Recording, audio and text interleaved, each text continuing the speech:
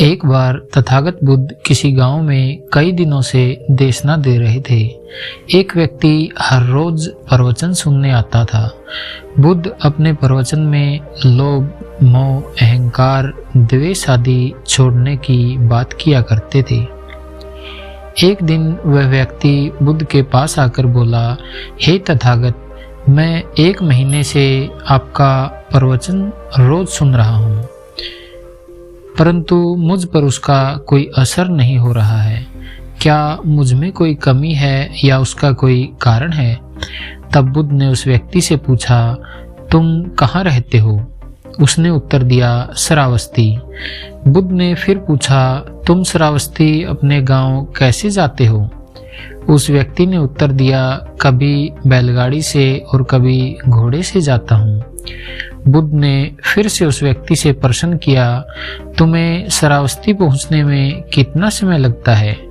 तब उसने समय का हिसाब लगाकर बताया।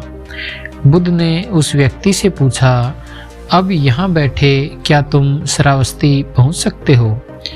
वह आश्चर्यचकित हुआ और बोला, यहाँ बैठे भला मैं कैसे श्रावस्ती पहुंच सकता हूँ? इसके लिए मुझे चलना पड़ेगा या फिर किसी वाहन का सहारा लेना पड़ेगा। बुद्ध ने कहा, तुम बिल्कुल सही कह रहे हो। व्यक्ति चलकर ही अपनी मंजिल पर पहुंच सकता है। उसी तरह जो अच्छी बातें होती हैं, पहले उन्हें अपने जीवन में उतारना होता है और उनका अनुसरण करना पड़ता है। उसके अनुसार आचरण भी करना होता है। बुद्ध की यह बात सुनकर उस व्यक्ति ने कहा, अब मैं अपनी भूल समझ चुका हूँ। आपने जो मार्ग बताया उस पर आज से ही चलूंगा।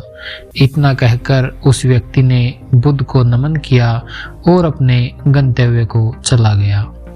आशय यह है कि ज्ञान कोई भी हो, वह तभी सार्थक होता है जब उसको व्यवहारिक रूप में जीवन में उतारा जाता है। केवल प्रवचन सुनने या उसका अध्ययन करने से कुछ प्राप्त नहीं होता है।